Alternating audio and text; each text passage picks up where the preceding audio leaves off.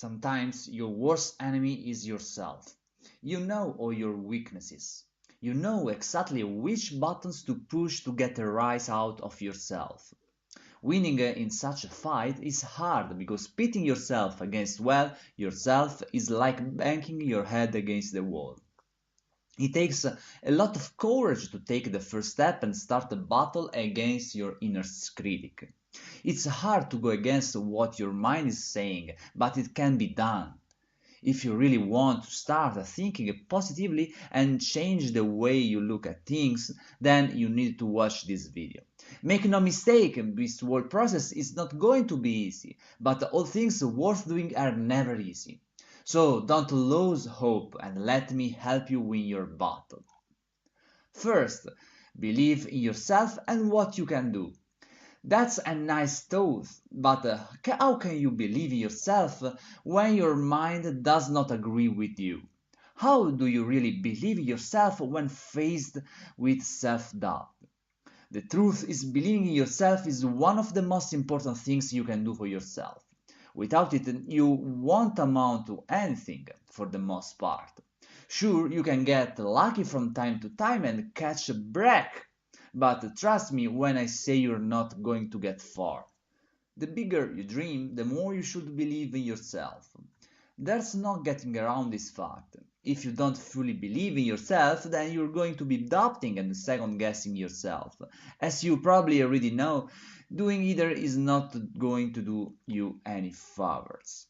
If the question, can I really do this, keeps popping up into your head, your answer should be yes, I can. You don't want to answer in the negative because that's just going to crush your self-confidence. Instead of going out there chasing your dreams, you're going to go back into your shell and into your comfort zone. Will you be any closer to your goals then? You and I both know the answer. Positive thinking begins with you. Don't ever forget that. If you can't even muster the courage to trust and believe in yourself, then you will find it hard to succeed in other aspects of your life. Of course, it goes without saying that self-belief has got to be grounded in reality. If it's based on fantasy, then it doesn't matter how much you believe in yourself, you're never going to get there. If you live in a fantasy world and you come crashing back down into reality, it's not going to be pretty. The disappointment that comes with it is going to be a bitter pill to swallow. Second, be grateful for what you already have. If you have a desire to have something that others have, you can also be grateful for what you already have. Because if you don't see the value in what you have and who you are right now, you are missing out on the good things in life. Be content with what you already have. Everything you have right now, your house, your clothes, your job, your relationship, these are things you probably once wished for. But now that you have them, it's easy to take it for granted. So take a step back, take deep breath and cherish what you have at the moment. Be grateful for snagging that job or your dream house or your relationship with the person you want to spend the rest of your life with. Appreciation can help you look at what you already have with a fresh perspective. Surround yourself with the right people, such as those who love and appreciate you, and you're bound to feel pretty awesome. Make it a habit of spending time with people who matters the most to you. Third, transform negative thoughts into positive ones.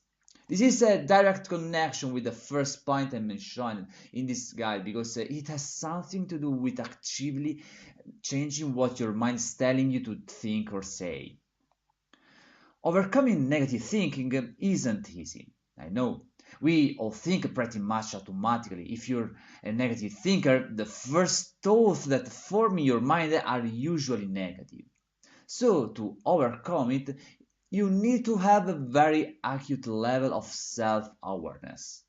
You have to recognize when you're thinking negatively. Let's use envy again as an example. If you see your coworker or your friend driving around in your dream car, you'd probably think to yourself, I look better in that car than they ever will. See, that's your envy talking. Now, saying that once in your head is fine, but letting it bother you every time you see that person on that or that car is another thing altogether. A negative person will hold on to that negative emotion, but a positive thinker will learn to let go. A positive person will say to himself, he worked hard to buy that car. I'll work hard too so I can buy one for myself. With that kind of thinking, you'll not only motivate yourself, but you'll also feel good because you didn't think negatively. Remember, a negative thought is just that, a thought. But if you let it fester inside you, it's going to be destructive. It's like a ticking time bomb. The more you feed your negativity, the more explosive it becomes later on. Because before it gets to that point, you've got to learn how to detonate it. And you can do that by overcoming your negativity and replacing it with positivity. You get so much more out of life when you think positively. The world won't look so black. You'll see opportunities everywhere you look.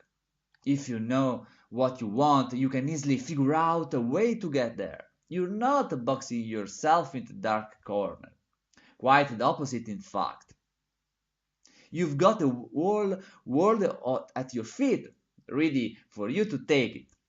In conclusion, a lot of people say that to be positive all the time is near to to impossible. And I agree, because we can't always have positive thoughts in your heads. However, that's what's important to mention here is that you shouldn't let your thoughts control you. Instead, you should be the one controlling your thoughts. Don't succumb to negativity. Rise, rise from the ashes and prove to yourself and your loved ones that you can succeed in finding long-lasting happiness and fulfillment.